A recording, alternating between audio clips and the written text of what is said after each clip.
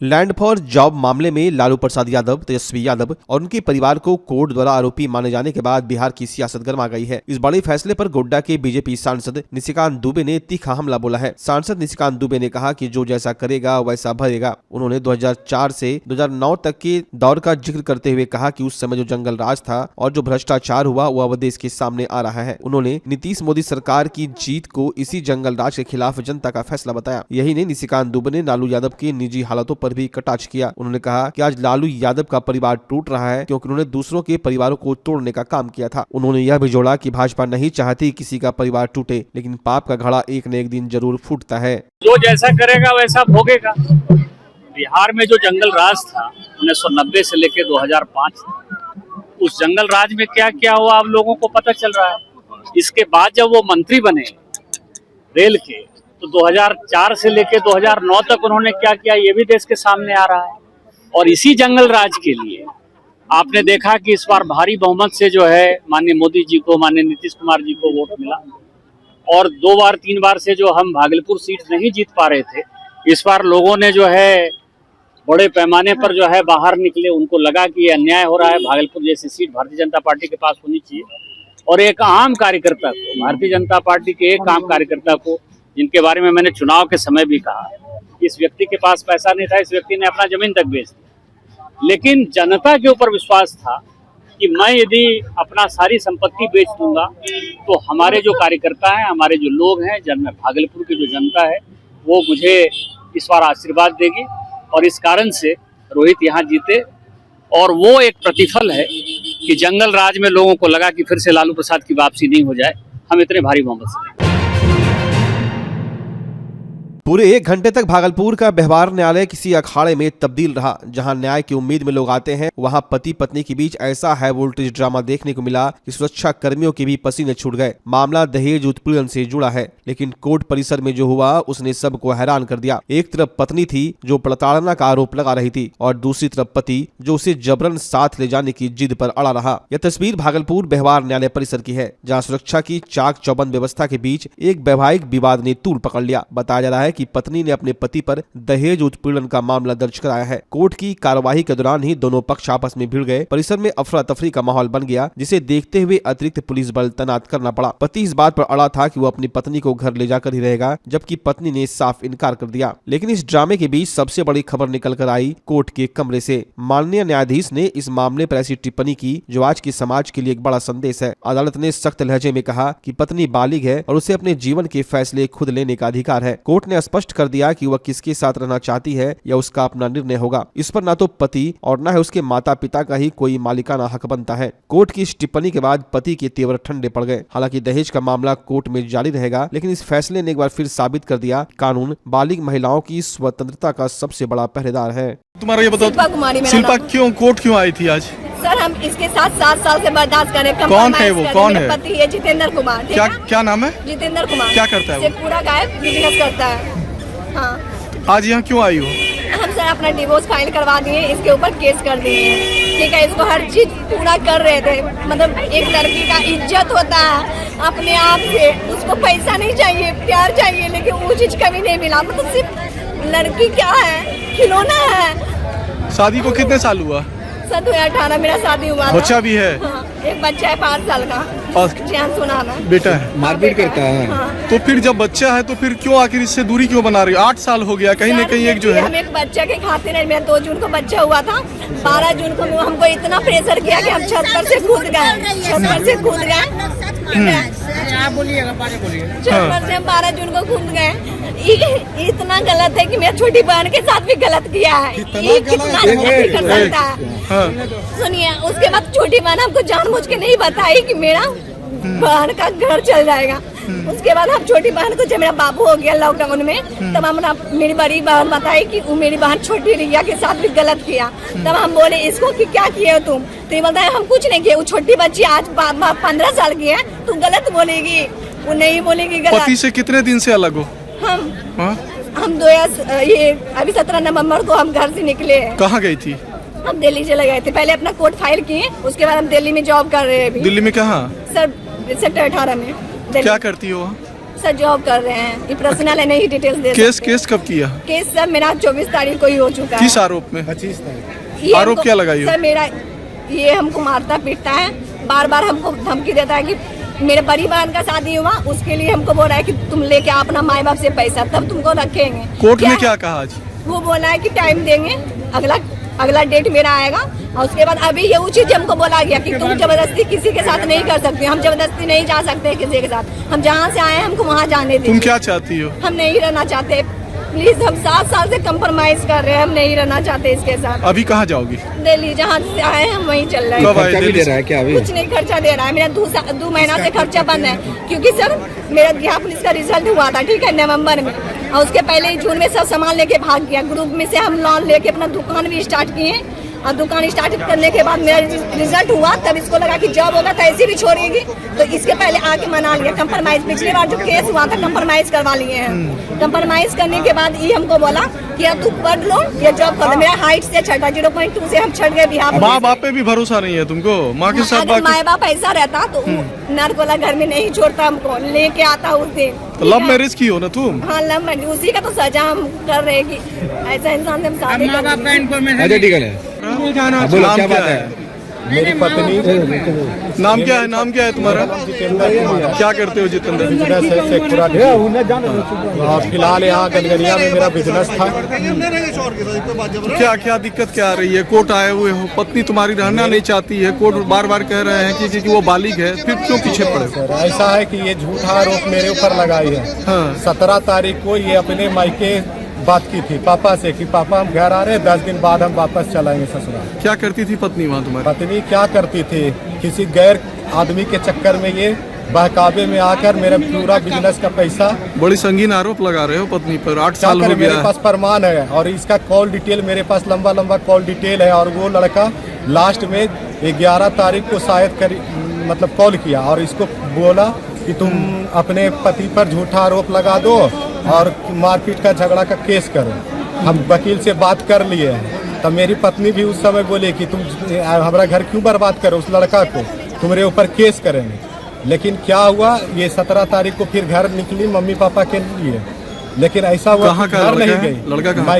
लड़का का घर गनगनिया फतेहपुर है, पिता का नाम शशिकांत मंडल। कब ये मामला तुमको पता चला कि लड़के से उसका इंटरव्यू कर ले? ये अफेयर मुझे जब पता चला, जब ये लड़का मेरी पत्नी प्राइवेट जॉब के नाम पर घर से निकल रही थी।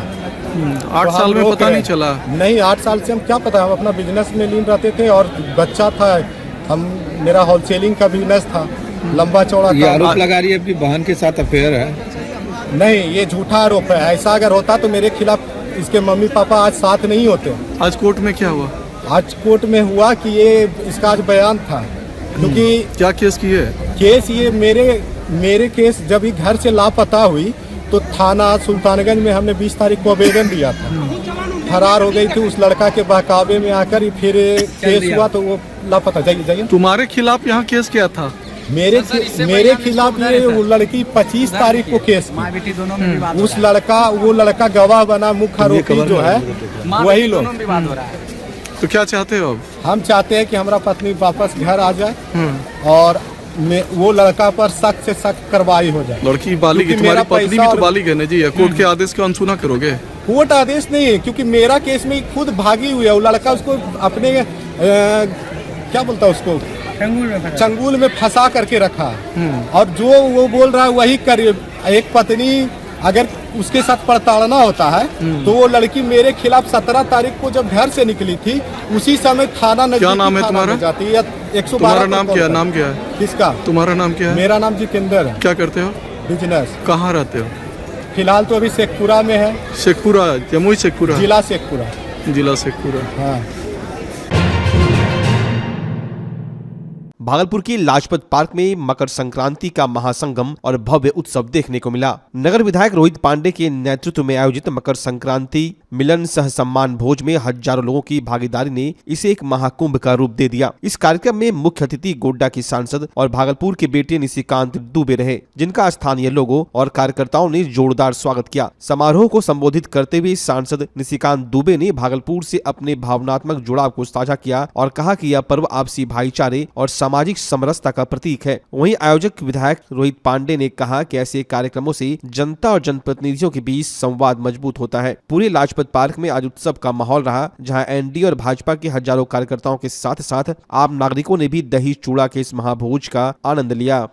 मकर संक्रांति से पूर्व हमारे लिए भी एक गौरव की बात है कि इससे बेहतर अवसर नहीं हो सकता था। अपने परिवार, जो मतदाता परिवार के लोग हैं, एनडीए परिवार के लोग हैं और भागलपुर के जो लोगों ने जो आशीर्वाद दिया है, उनके लिए आभार व्यक्त करने के का और सम्मान व्यक्त करने के लिए, क्योंकि यह जो पर्व ही है, यह समरसता का प्रतीक पर्व है और एकजुटता का प्रतीक पर्व है। तो जो आशीर्वाद यहाँ के लोगों ने हमें दिया है, उनके प्रति आभार व्यक्त करने के लिए, उनके प्रति जो हमारा संकल्प है, उस संकल्प को और अधिक जो है मजबूती प्रदान करने के लिए और उनसे आशीर्वाद लेने के लिए मकर संक्रांति के अवसर पर इस कार्यक्रम का आयोजन किया गया है। मकर संक्रांति मिलन सह सम्मान भोज। तो इसमें भागलपुर के हमारे जितने परिवार के लोग हैं और जो एनडीए परिवार के लोग हैं, वो सभी लोग जो है इसमें आए हैं। उनका आभार व्यक्त करने का हमें अवसर मिला और इसमें आदरणीय गोड्डा के लोकप्रिय सांसद अंगपुत्र आदरणीय निशिकांत दुबे जी भी आने वाले हैं। उनका सम्मान का भी कार्यक्रम यहाँ पर है और निशिकांत जी ने जो विकास की जो एक मिसाल कायम किया है, आज हम लोग उनसे, चूंकि यहाँ के पुत्र होने के नाते वह कर भी रहे हैं, उनका उत्तरदायित्व भी है और उस उत्तरदायित्व का वह निर्वहन भी कर रहे हैं।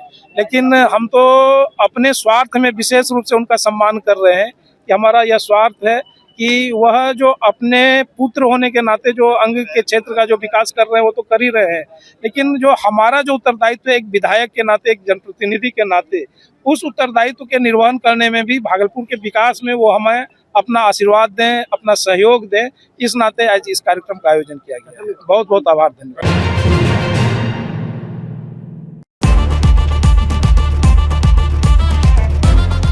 भागलपुर वालों, क्या आप अपने पुराने फर्नीचर से बोर हो चुके हैं? तो हो जाइए तैयार इस सीजन के सबसे धमाकेदार ऑफर के लिए। श्रीनिधि इंटीरियर आया है 30% तक की भारी छूट। जी हाँ, सोफा हो या डाइनिंग, बेड हो या वार्डरोब, प्रीमियम क्वालिटी अब आपके बजट में। सिर्फ फर्नीचर ही नहीं, हम बनाते हैं आपके सपनों का मॉड्यूलर किचन और कस्टमाइज्ड सोफा भी। साथ ही घर को सजाने के लिए लैमिनेट्स, आर्टिफिशियल प्लांट्स और कारपेट्स का शानदार कलेक्शन, क्वालिटी, वैरायटी और अब डिस्काउंट भी। तो अपने घर को दीजिए वो मेकओवर जिसका वो हकदार है।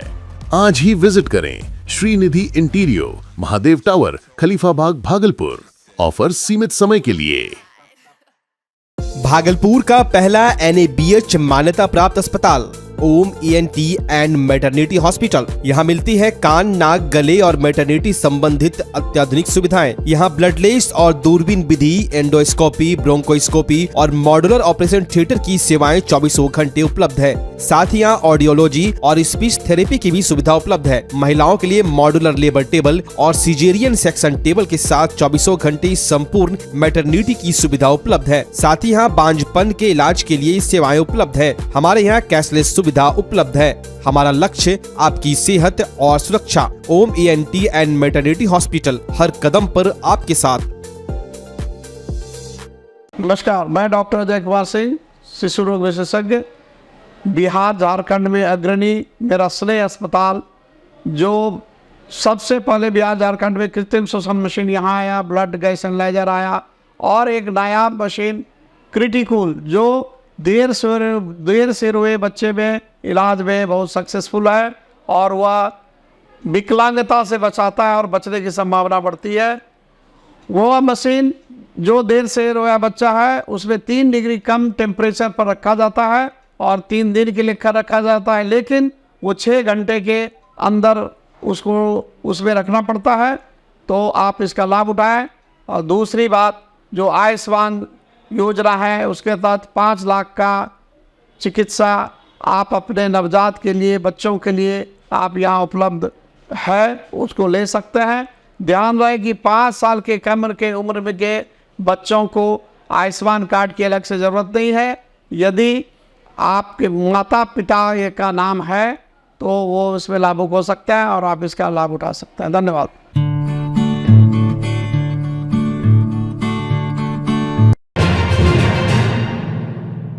भागलपुर में इन दिनों कड़ाके की ठंड और भीषण शीतलहर का प्रकोप जारी है। इस हाड़ कांपाने वाली ठंड में ज्यादा परेशानी गरीब, असहाय और बुजुर्गों को हो रही है। इसी को देखते हुए जीवन जागृति सोसाइटी ने एक बार फिर मानवता की मिसाल पेश की है। आज 0 माइल स्थित सच्चिदानंद कॉलोनी में सरस्वती मंदिर परिसर में संस्था द्वारा एक विशेष शिविर लगाया गया। यहाँ लगभग 100 गरीब, वृद्ध और विधवा महिलाओं के बीच कंबलों का वितरण किया गया। कंबल पाकर इन महिलाओं के चेहरे पर राहत की मुस्कान साफ देखी जा सकती थी। संस्था के राष्ट्रीय अध्यक्ष डॉक्टर अजय कुमार सिंह ने बताया कि सोसाइटी लगातार ऐसे इलाकों को चिन्हित कर रही है जहां लोग ठंड से बेहाल है। आपको बता दें कि जीवन जागृति सोसाइटी केवल राहत सामग्री तक सीमित नहीं है, बल्कि यह संस्था सड़क सुरक्षा, जल सुरक्षा और आपदा प्रबंधन जैसे विषयों पर भी लोगों को जागरूक करने का अहम कार्य कर रही है। आज के इस सेवा कार्य में डॉक्टर सतेंद्र कुमार, पुनीत सलारपुरिया और रजनीश कुमार सहित कई कार्यकर्ता मौजूद रहे। उन्होंने इस अभियान को आगे भी जारी रखने का संकल्प लिया। आज आसानंदपुर जो हवाई अड्डा के दक्षिण में स्थित है एक बड़ा मोहल्ला, आज जीवन जागृति सोसाइटी के द्वारा वृद्ध सच्चिदानंद कॉलोनी में वृद्ध महिलाओं के बीच, खास करके विधवा महिलाओं के बीच हम लोगों ने कंबल वितरण किया। करीब 75 महिलाओं को हम लोगों ने कंबल आज दिया और इसमें कई लोग गुमनाम व्यक्ति हैं जो हमें कंबल पहुंचाते हैं अपना नाम बिना बोले भी, और कई लोग सक्रिय रूप से भाग लेते हैं। तो सभी को जो कंबल जीवन जागृति सोसाइटी को दे रहे हैं उनको मैं धन्यवाद देता हूं। लगातार कंबल वितरण किया जा रहा है और बहुत ही अच्छा लगता है सोसाइटी की तरफ से। जो वाकई में जरूरतमंद है उनको सही जगह अगर हमारा योगदान पहुंचता है तो हमें बहुत खुशी होती है। आज आपकी तरफ से भी जी, आज हमारी तरफ से भी जो संभव प्रयास हो सका वो किया और हम आगे भी इस चीज को आगे बढ़ाते रहेंगे। क्या आगे भी कार्यक्रम अगर ठंड का इस तरह से प्रकोप रहा तो हमारी तरफ से आगे भी यह कार्यक्रम जारी रहेगा। बिहार में शराबबंदी को ठेंगा दिखाने का एक चौंकाने वाला मामला सामने आया है। भागलपुर में उत्पाद विभाग की टीम ने मिर्जा चौकी बैरियर के पास 4 लेन निर्माण कार्य में लगी इफ्को कंपनी के हाईवा ट्रक को रोककर जब तलाशी ली तो अधिकारियों के होश उड़ गए। निर्माण सामग्री ढोने वाले इस वाहन में भारी मात्रा में शराब छिपाई गई थी। उत्पाद विभाग ने शराब के साथ चालक को भी गिरफ्तार कर लिया। पकड़े गए चालक ने खुलासा किया है कि उसे इस खेप प्लांट के पास पहुंचाने के लिए दी गई थी और कंपनी में काम करने वाले एक अन्य व्यक्ति लंबे समय से इस तस्करी के खेल में शामिल है। अब सवाल यह उठता है कि क्या बड़े निर्माण प्रोजेक्ट्स की आड़ में शराब का अवैध धंधा चल रहा है। फिलहाल उत्पाद पुलिस मामला दर्ज कर यह पता लगाने में जुट गई है कि हमको दारू दिया था साहब, दूसरा कोई फिंदा हमको दिया था। अब मन्नू नाम था उसका, प्लांट का आदमी है। प्लांट का जी। घर कहाँ हुआ आपका? जौनपुर। कौन सा थाना अंतर्गत? सपता। हाँ। अच्छा, ये जो ले जा रहे हैं पिछले कितने दिनों से ले जा रहे हैं? पहली बार साहब ले जा रहे हैं। पहली बार जी।